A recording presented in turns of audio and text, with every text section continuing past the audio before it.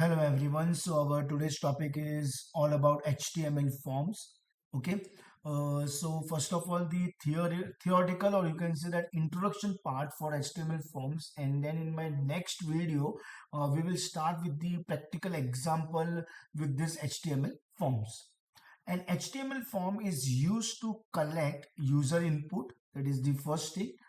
The user input is most often sent to a server for a processing. Like obviously whenever we fill any form, we always check that there is a text box or a radio button or checkbox, etc. The form element, the HTML form element is used to create an HTML form for a user input.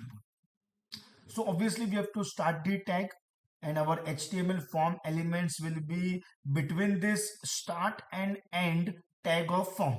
Okay, it can be any elements. It can be text box, or it can be a radio button, or it can be checkbox. It can be anything.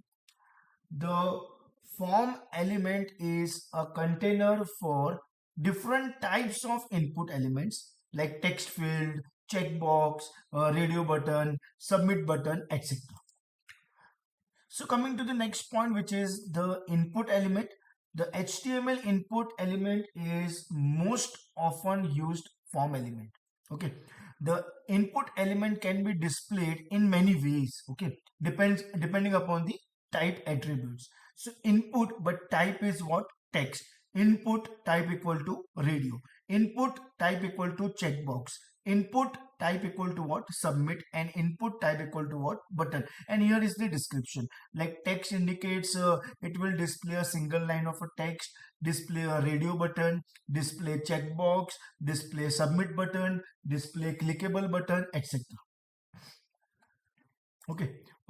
Next thing is HTML form attributes. So we have many attributes. Like first one, it is action attributes. The action attributes defines the action to be performed when the form is what? Submitted. Usually the form data is sent to a file on the server when the user clicks on the submit button. Now the second one, it is target attributes. The target attributes specifies where to display the response, that is received after submitting what? Form.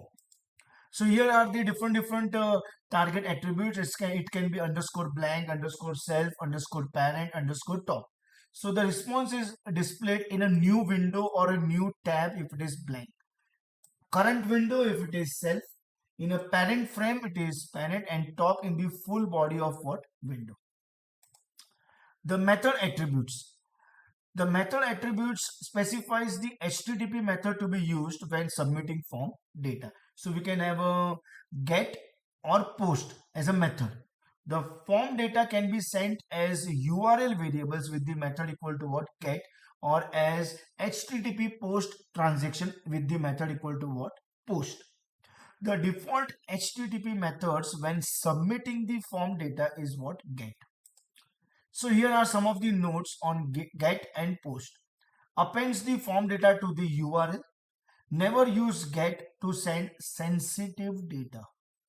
The length of URL is limited. Useful for form submission whenever user want to bookmark the result. And notes on post. Appends the form data inside the body of the HTTP request. Post has no size limitation and can be used to send large amount of data. And form submission with the post cannot be bookmarked. So tip, always use the post if the form data contains what? Sensitive or personal information. The autocomplete attributes, it defines or it specifies whether a form should have autocomplete on or off. When it is on, the browser automatically complete the values based on the values that the user has entered before. So that is all about, at least you can say that, introduction to HTML forms. Thank you everyone.